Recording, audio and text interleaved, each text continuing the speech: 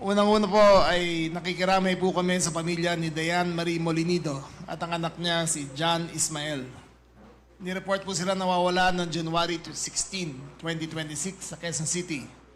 At nahanap ang kanilang mga labi si Dayan Marie po sa Bulacan at sa Tarlac. Ayon sa investigasyon, ang gumawa ng krimen ay ang kanyang inaanak sa kasal, si Pia Katrina Panginiban at si Christian Suarez Panginiban. Ang kanilang accomplice si Hill Valdemoro D. Jr. Meron po silang transaksyon na sa pagbenta ng isang Toyota Innova naghahalaga ng 450,000 at ibinigay yung pera dito kay Dayan Molinido. Sa bahay ni Molinido, ayon sa investigasyon, sa bahay ni Molinido ay pinatay si Dayan Marie, sa bahay pala ni Panginiban, ay pinatay si Dayan Marie Molinido sa pamamagitan ng gunshot wound na pumasok dito sa ulo at lumabas habang siya ay nakaupo at lumabas po sa kanyang pigi. Ang kanyang anak po na si John Ismael ay ginapos ang ulo ng plastic bag at namatay dahil sa pananakal. Mahirap po sa paniwalaan kung paano nangyari ito, pero pagkatapos mangyari, isinakay po sa kotse ang dalawang katawan kasama ang anak ni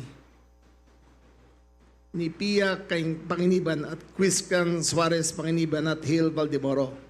Kasama nila yung mga anak nila sa kotse habang yung labi ni Dayan Molinido at kanyang anak ay nasa likod na nakabalot. Dapat papunta silang Baguio pero biglang umikot, pabalik, tinambak nila ang katawan ni Dayan Marie Molinido at ni John Ismael doon sa Tarlac at sa Bulacan. Galing doon ay natulog sila sa isang motel sa Fairview. May CCTV footage po tayo na pumasok sila ron, kasama yung mga anak. Galing doon ay dumiretso naman sila sa Pansol, Laguna, kung saan sila yung natulog ulit at bumalik na naman sa kanilang bahay. Ang suspect po dito, ang isa pang involved dito ay ang kanyang kapatid, ang kapatid ni Pia, na si Christian, ano pangalan mo ba?